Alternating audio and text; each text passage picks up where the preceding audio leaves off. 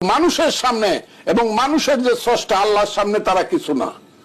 জামাত ইসলাম যদি মনে করে ইসলাম এসে তারা ইসলামের শক্তি না। বাংলাদেশে ইসলামের শক্তি, রিয়েল শক্তি, যাদের মাজার গুলো তারা ভেঙে ফেলতেছে, তারা হলো রিয়েল ইসলামিক শক্তি, যারা আহলে সুন্নাতুল জামাত।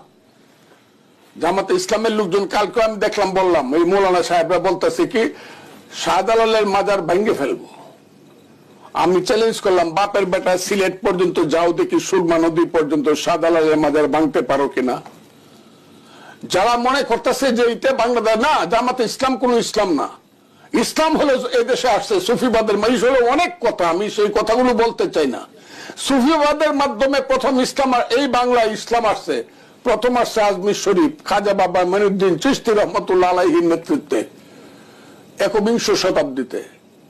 আসছে দিল্লিতে খাজা নিজামুদ্দিন আউলিয়া বখতিয়ার খাকি, আসছে বাংলায় শাহ সুলতান হযরত শাহজালাল ইয়ামিনী রহমতুল্লাহ আলাইহি, আসছে চট্টগ্রামে বাইজিদ বুস্তামি, কুমিল্লায় কল্লা শহীদ গেসুদরাজ শাহ নাসিরউদ্দিন, এইভাবে এইখানে ঘুমিয়ে আছে সেলিম চিশতি ঢাকায়।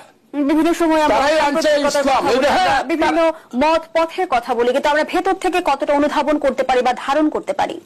ধারণ করতে পারি। আপনাকে খুব ক্লিয়ারলি বলি, এই দেশের মানুষ সুফিবাদে বিশ্বাসী মানুষের সংখ্যা বেশি, যারা ইসলাম পছন্দ করে। কাজেই শুধু ইসলাম নাম দিয়ে তারা ইসলামের ভোট পায়ে ফেলবে। আমরা তো ইসলামের বাইরে না। আমি যখন ভাত খাই, বিসমিল্লাহ বলে ভাত খাই, আমার স্ত্রী ঘুম থেকে উঠতে প্রথম যে কাজটা করে, উনি উজু করে প্রথম নামা, আমার স্ত্রী সূর্য উঠার আগে, আমি আল্লাহর নাম ছাড়া কোনোদিন বাসার থেকে বাইরে সেটার মনে হয় না। আমিও ইসলাম, আমিও এই দেশের মুসলমান। এই মুসলমানের সংখ্যাই তো বেশি। আর আমি যদি নামাজ রোজা কম করি, আমার যদি শাস্তি হয়, সেই শাস্তি দেওয়ার মালিক একজন মৌলানা সাহেব বলছে ফজলুর রহমান বেহেশতে যেতে পারবে না, দুজকে যাবে। আমার ব্যাপারে বক্তৃতা করতে নাম বলতে পারি, আমার নাম বিকৃত করে বলছে। আমি মৌলানা সাহেব খুঁজতেছি যে আমার টিকিটটা যে উনি রেখে দিলেন, এটা খুঁজে পাই কিনা বেহেশতের টিকিটটা, আমি যেতে চাই। এইভাবে সারা দেশের মানুষকে বিভ্রান্ত করিয়া মুক্তিযুদ্ধ সম্পর্কে যে কথাটা বলছে, তারা যদি হাত জোর করে ক্ষমা না চায়, আমি আল্লাহকে সাক্ষী রেখে বলছি, একদিন কিন্তু তাদের এর জন্য জবাবদিহি বাংলার মাটিতে করতে হবে। যারা যাব একটু সুযোগ পাইয়েই একদম সাপের মতো ফোনা তুলে ফেললেন, একদম সাপের মতো মুক্তিযুদ্ধের বিরুদ্ধে।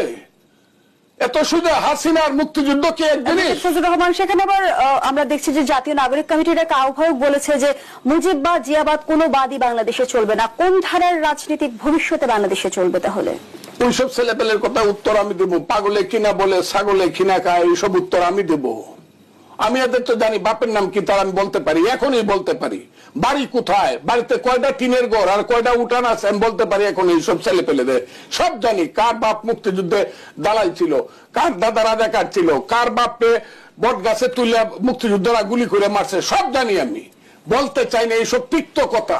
তারা যেহেতু বলতেছে, বের করতেছে ৭১-কে, এই কারণে আমি মনে করি না, আমি ভুলে গেছিলাম। আমি মনে করছিলাম Jamaat is very sophisticated party is going to be. জামাতের মধ্যে সেই সেন্স আসছে, কিন্তু প্রথম দিকে এরপরে দেখলাম না, থলের বিলাল বেরোচ্ছে।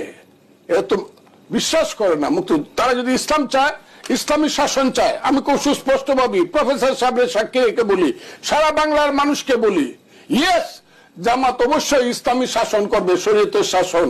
বা ওই যে মামুনুল হক সাহেব বলে, তার বাবা সৈয়দ আজিজুল হক খুব এই দেশের অনেক শ্রেষ্ঠ মানুষ, তারা যে বলে ইসলাম কায়েম করে, ভোটাভুটিতে যান।